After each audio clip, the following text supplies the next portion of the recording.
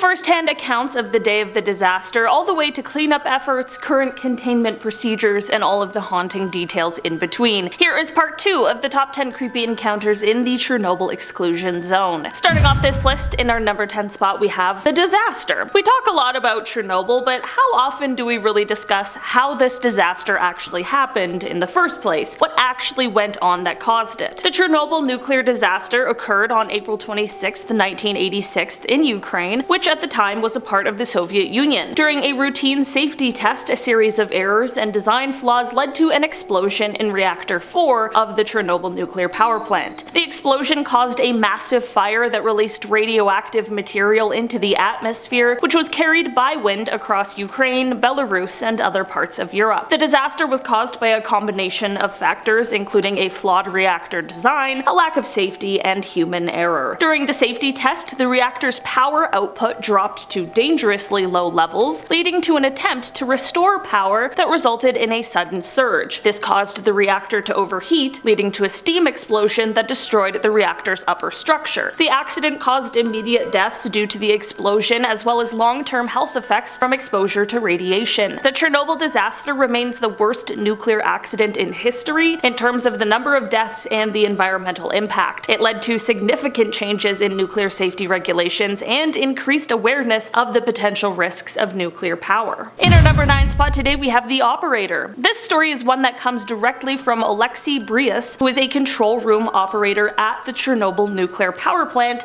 and this is his story of the day of the disaster, which starts as he was traveling on a bus to work on April 26, 1986, knowing nothing of the historic disaster that occurred just hours before. As he arrived, he thought, quote, "It looked like it would be a mass grave. I was sure that the whole night shift had died there." He continued on to say, quote, "At the moment of the explosion, I was in Pripyat in my flat. I was sleeping tightly. I didn't hear, I didn't see anything. In the morning, I was to go to work, and so I did. I knew nothing about the disaster. I just got on a bus and went to work. As I was coming close to the station, I saw from the bus that the block was destroyed. I always say that my hair stood on its end when I saw that. I didn't understand why me and other workers were brought there, but it turned out that there was still much work to be done. Me and my coworkers got off the bus and tried to enter the territory of the 4th block as we were supposed to. There was a guard wearing a rubber-coated army suit who had orders not to let anyone in. Finally, they agreed. The guarding sergeant gave us each a pill of potassium iodide. I took it immediately. It was a special medicine made to protect the thyroid gland from radiation. All my life, I remember him with gratitude. The upper part of the reactor and the separator barrel were open. The main circulating pump was seen from the outside. Down the reactor, I saw the reactor's emergency cooling system all ruined. Its pieces were mixed with slabs of concrete. I was stepping over lumps of black graphite. I didn't want to admit what I saw, just like many other people, that it was black graphite." Alexei goes on to explain that he and the other operators had to, quote, "save those injured by fire, debris, hot water, and steam and radiation. We were to find them, carry them out, and deliver them to the medical personnel and go look for others. We saved and brought everybody out except for one person. He is still somewhere there inside the reactor." In our number 8 spot today,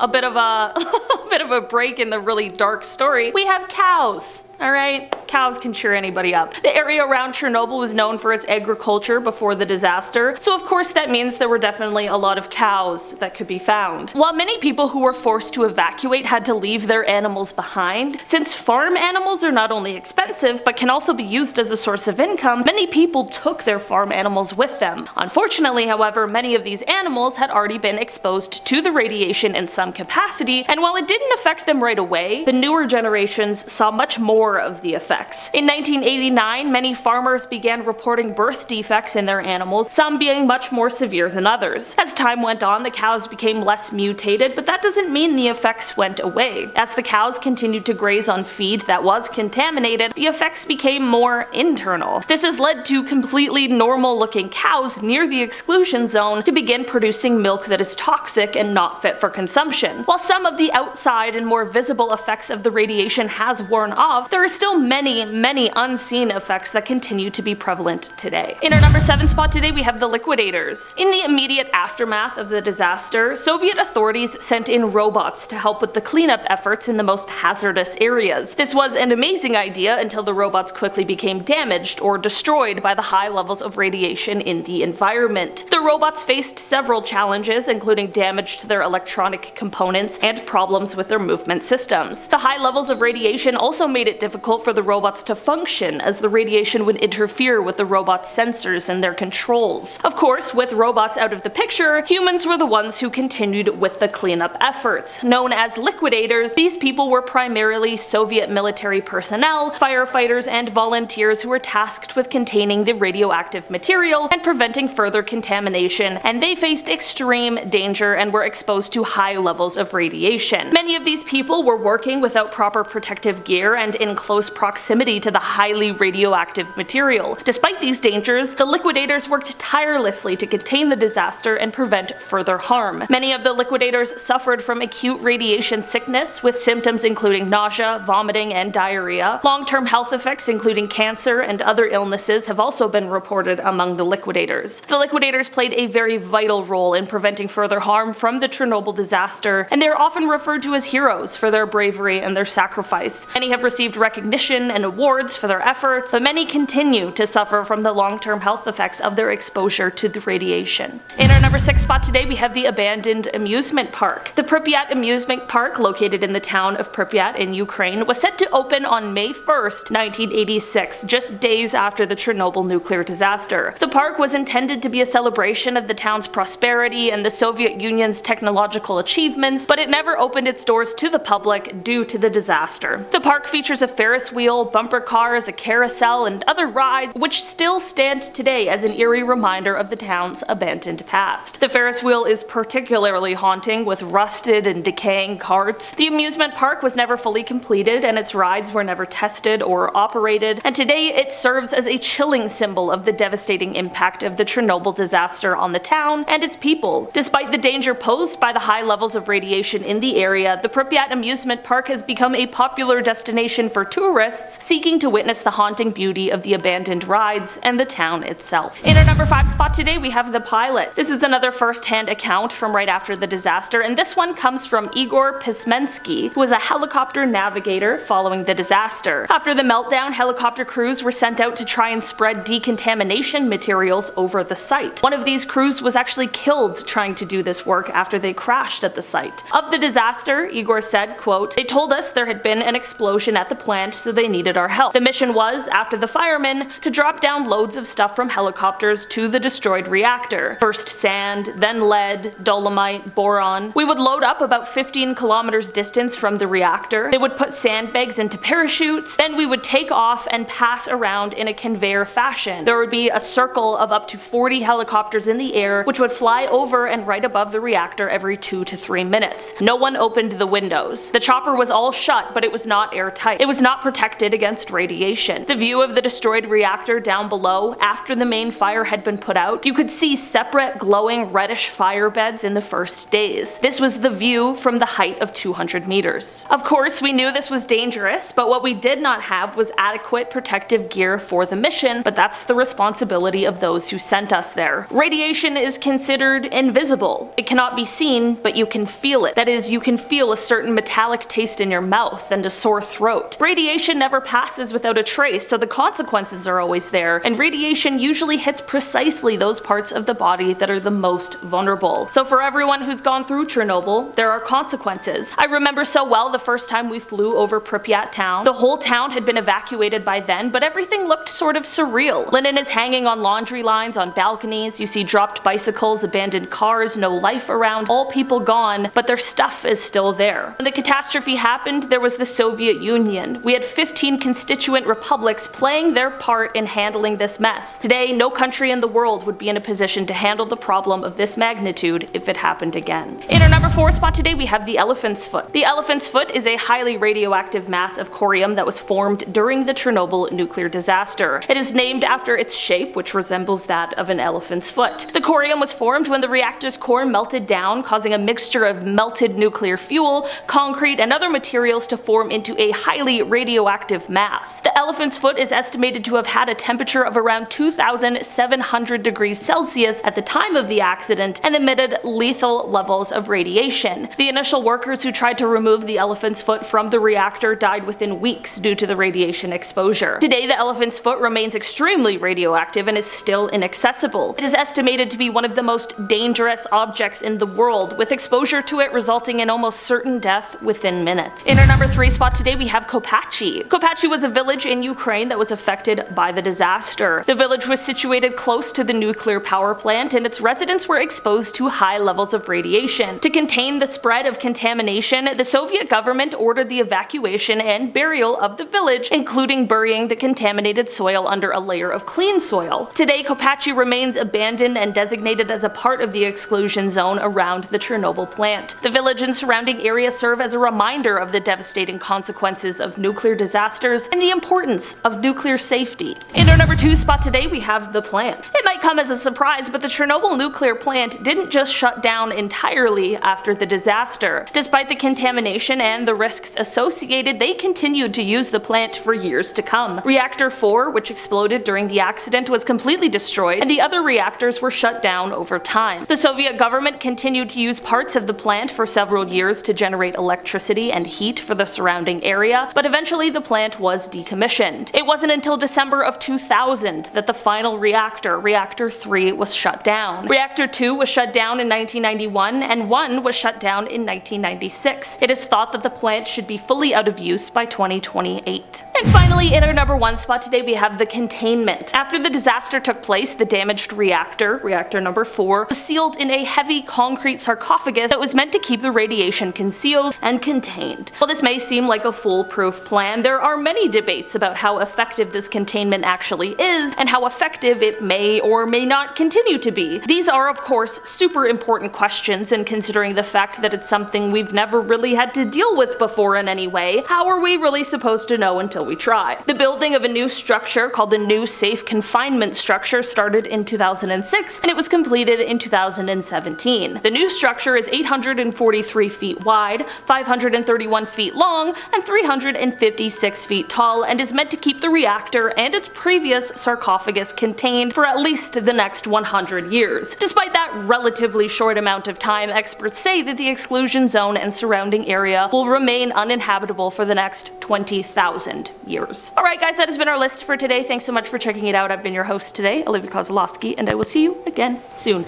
Bye!